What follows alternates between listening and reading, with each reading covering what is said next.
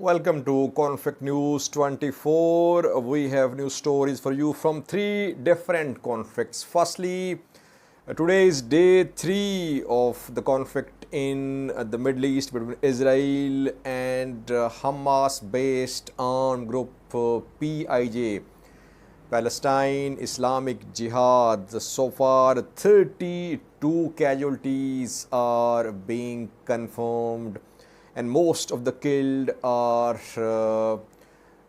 residents of Gaza, Muslims. Some commanders of PIJ have also been killed, and rockets have been fired for the first time close to Jerusalem, a holy city with holy places.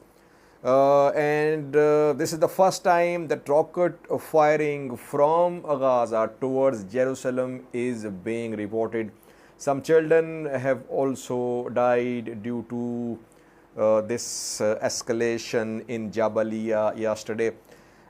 Secondly, China-Taiwan conflict. Today is the last day of Chinese military maneuvers around Taiwan, day 4. And now when China is about to end its military drills, Taiwan has announced to start military drills from Tuesday. In another important development, viewers, US military is going to take part in military maneuvers due to be held close to Chinese border in October. In October, in India, military drills will be held just around 100 kilometers away from China-India border. China, India are two regional rivals. The two countries have fought wars as well. US backs India against China, and in the upcoming military maneuvers, US military is expected to take part.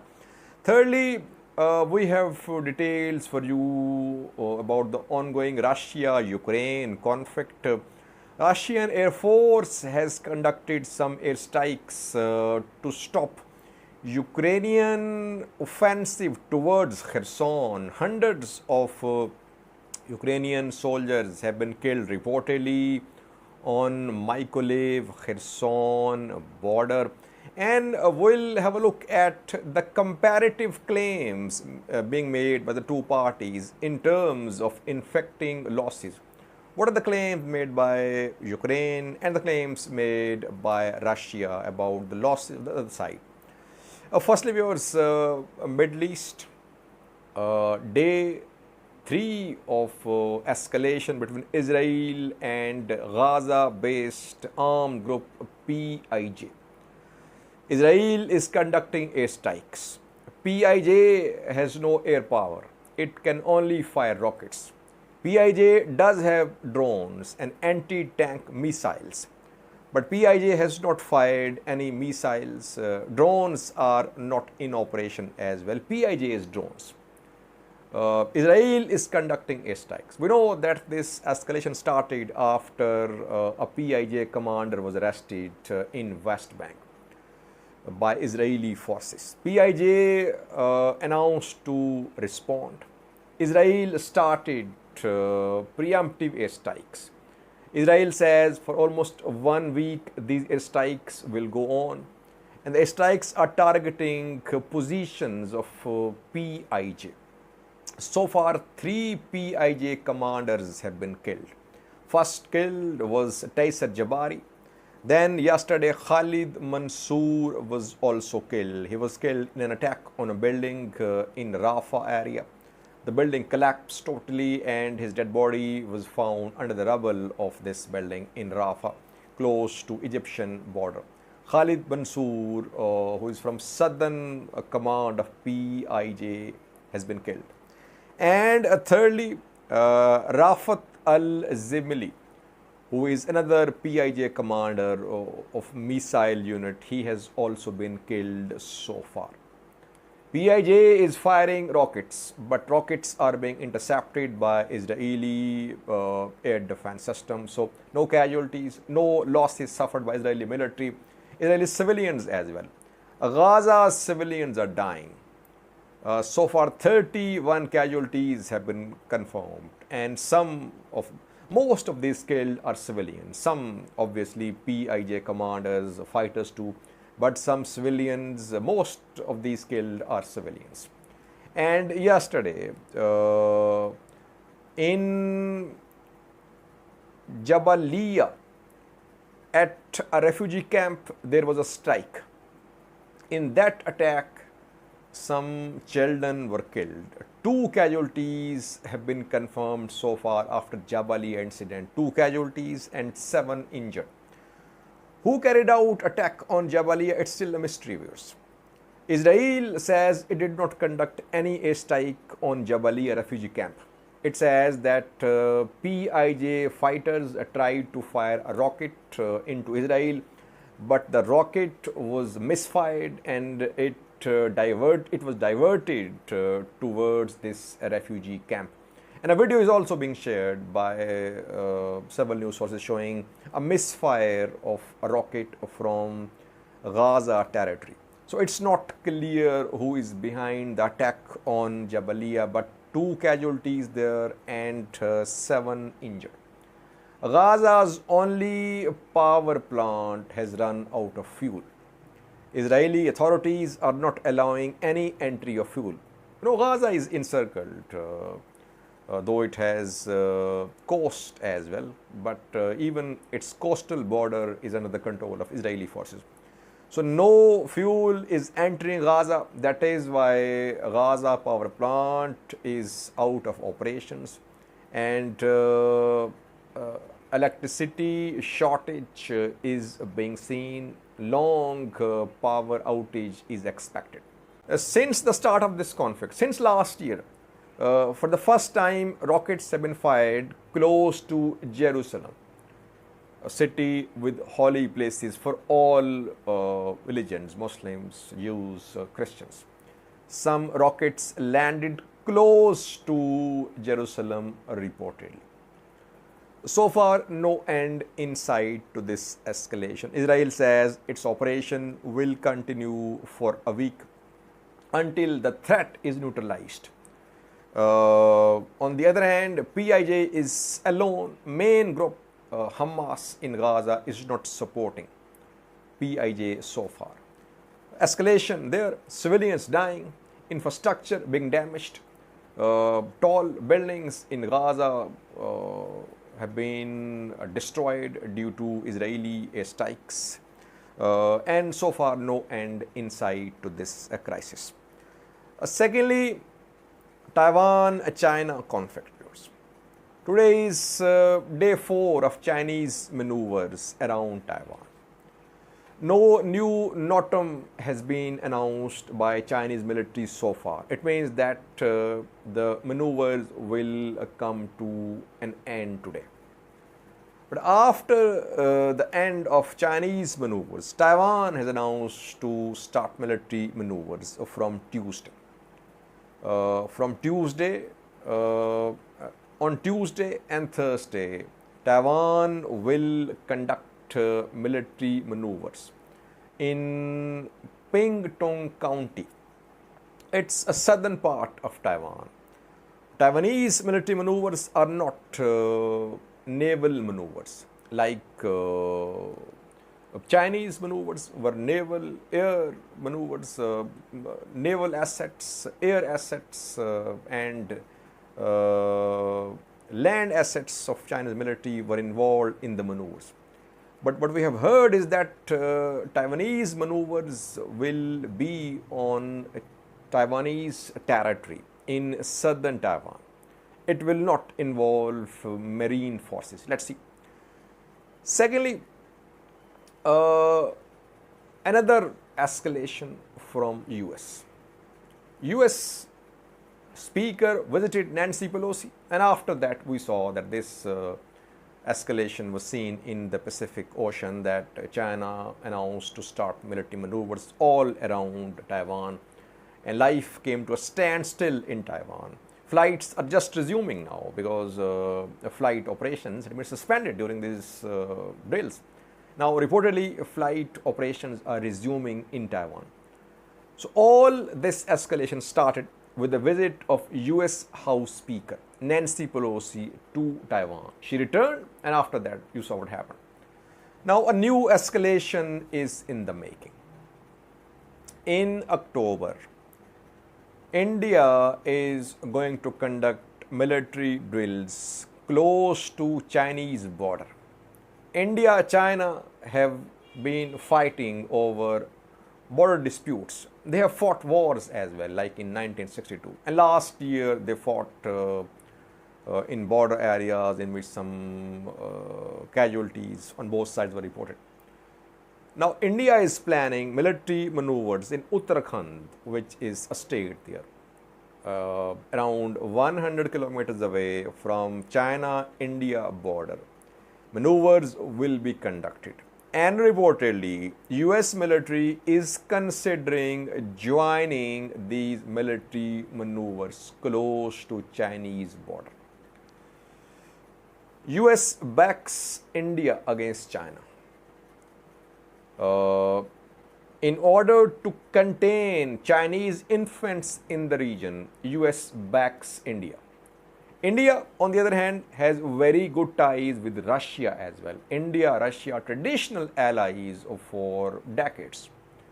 But in the past 1 to 2 decades, US-India relations have significantly improved. Now, US wants India to play the role of a challenger to Chinese expansion in the region.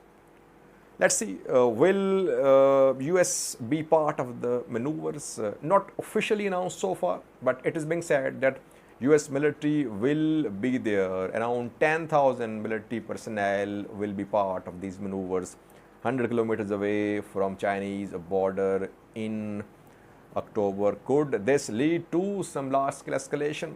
That remains to be seen, but US is trying to get close to Chinese border by backing Taiwan, by backing India. It is bound to have some repercussions. China will respond.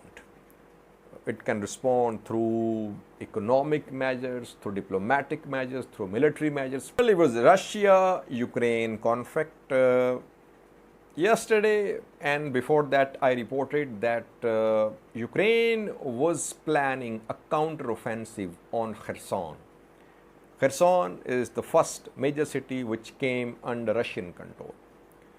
On Kherson region, on Kherson city, a Ukrainian counteroffensive is expected. That is why Russia is mobilizing its forces in Kherson region along Dnieper River. And in the last 24 hours, Russian Air Force conducted airstrikes on Kherson-Mykolaiv border.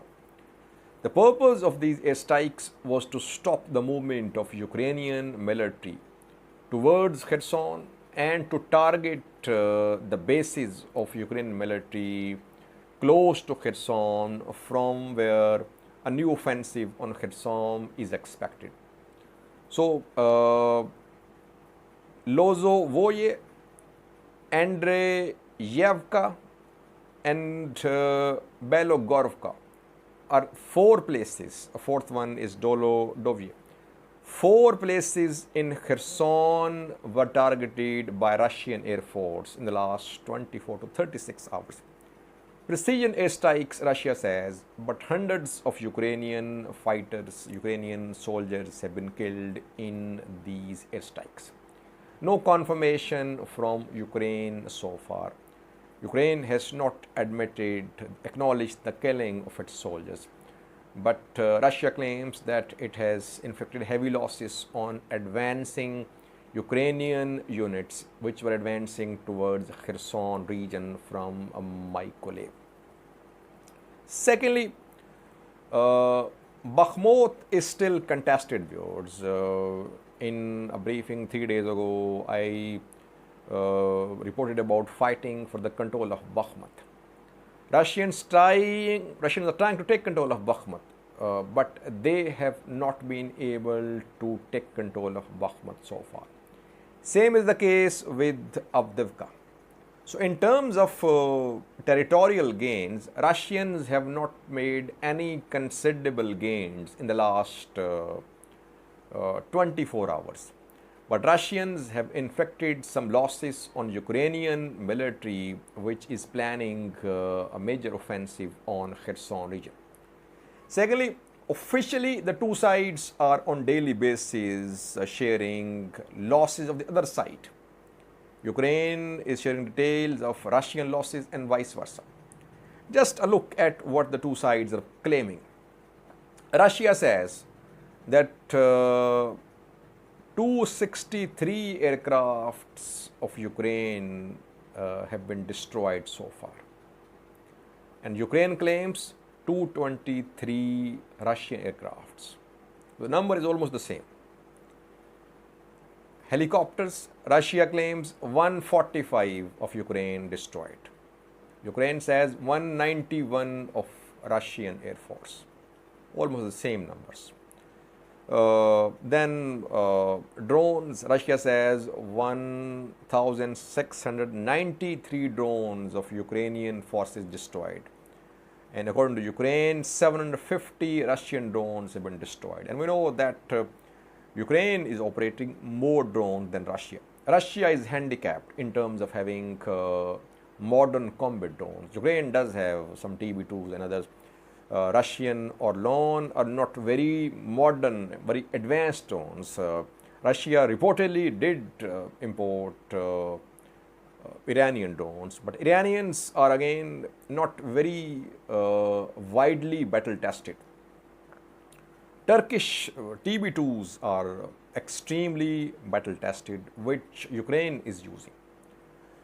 So in terms of drones, Russia is at a disadvantage. Ukraine has better drones, combat drones. Then other details like combat vehicles, MLRS, tanks, surface-to-air missiles. Almost the same claims are being made by the two sides. So the numbers are almost the same, which are being claimed by the two sides in terms of inflicting losses. But on the ground, now when I am recording this video and in the last 1 week, Russians are slowing down their advance. They are consolidating their gains. They are making defensive preparations. They are relying more on precision airstrikes. They have this capability of precision airstrikes. They don't have drones, which are extremely efficient, but they have bombers, fighters, which can conduct airstrikes and very precise airstrikes. So Russians are now relying mainly on airstrikes. And that is how they are trying to stop Ukrainian counteroffensive. And meanwhile, they are trying to rebuild the momentum to once again storm from eastern Ukraine, from southern Ukraine, further into Ukraine. So coming days are very crucial, viewers. Russia is planning a major offensive. But before that, it is repositioning, realigning its forces. Thank you for watching.